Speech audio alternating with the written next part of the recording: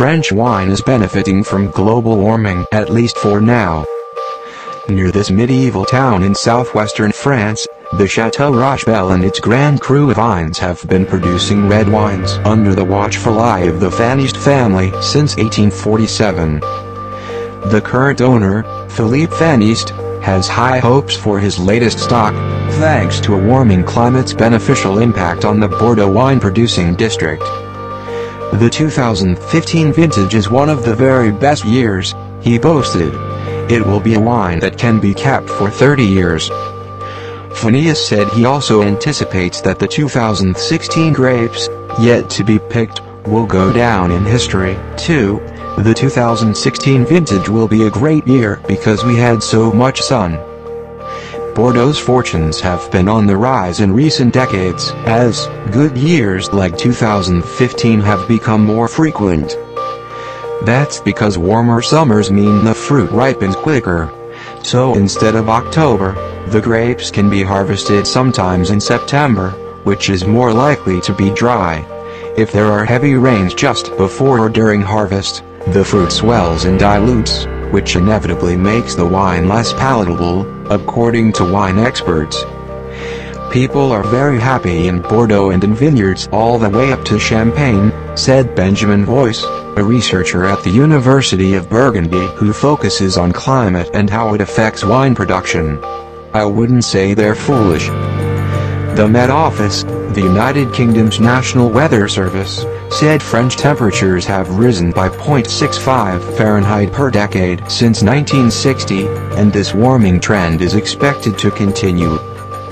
Beatrice Laurensan, an assistant director at the Château La Gafflière vineyard in Saint-Emilion, said all the 2015 vintage wine already has been sold.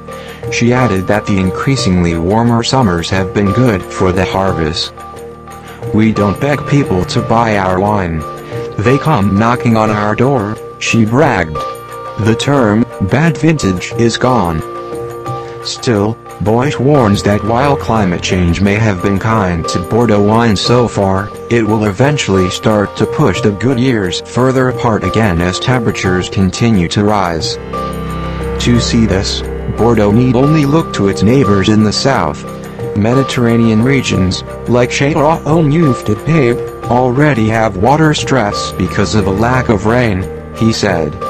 Greg Jones, a wine climatologist at Southern Oregon University, said Bordeaux is living on borrowed time, although it's difficult to pinpoint when the region's prosperity will turn because winemakers adapt to higher temperatures and push the tipping point further into the future. After all, Châteauneuf du Pape still commands respect in the wine world. For example, winemakers can try and shade their vines, irrigate or even smear the leaves white to reflect the solar radiation and keep the plants from absorbing the light and overheating. Faniest said his chateau is already taking measures to adapt to climate change. The staff prune more leaves from the vines to decrease the amount of water the plants lose. Château La Gafflière, meanwhile, bought a cold chamber to store the grapes immediately after they're picked to avoid the grapes' overexposure to the sun. Eventually, the wineries won't be able to push their luck any further, warned Jones. They've done lots of little things, he said, but again we have to think about how far they can take it.